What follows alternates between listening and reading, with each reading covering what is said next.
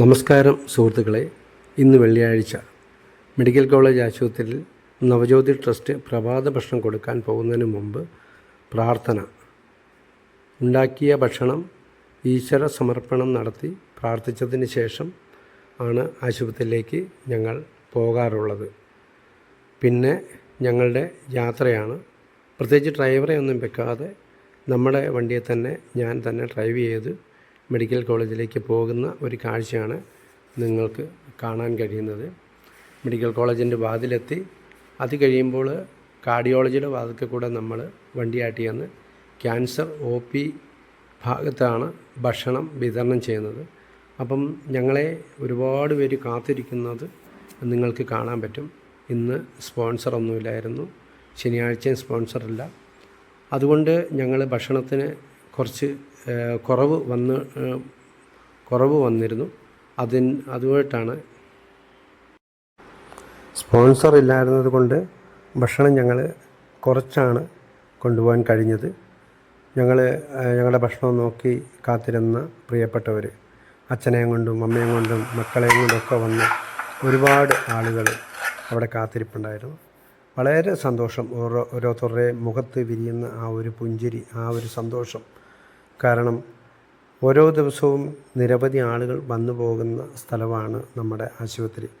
അവിടെ ഇതുപോലെ രാവിലെ അല്പം ഭക്ഷണം കിട്ടുന്നത് അവരെ സംബന്ധിച്ച് ഏറെ സന്തോഷമുള്ള കാര്യമാണ്.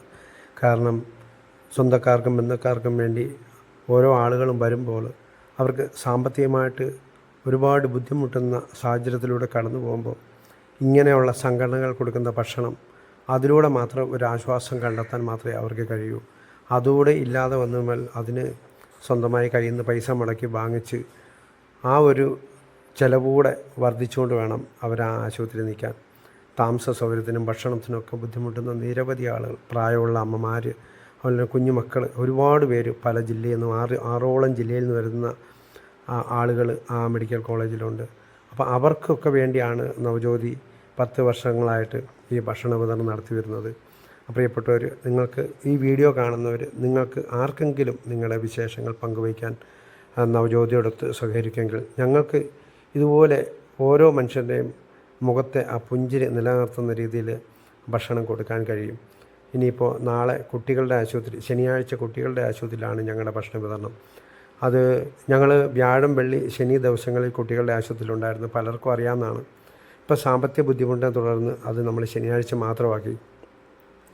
അതുപോലെ തന്നെ മെഡിക്കൽ കോളേജിൽ ബുധനും വ്യാഴവും വെള്ളി മാത്രമാക്കി. മെഡിക്കൽ കോളേജിലൊക്കെ എല്ലാ ദിവസവും ഉണ്ടായിരുന്നതാണ്. ഈ വീഡിയോ കാണുന്ന ആർക്കെങ്കിലുമൊക്കെ ഞങ്ങളോട് സഹകരിക്കാൻ താല്പര്യമുണ്ടെങ്കിൽ ഞങ്ങളത് കൃത്യമായ രീതിയിൽ തന്നെ ചെയ്തുകൊണ്ടിരിക്കുന്നതാണ്.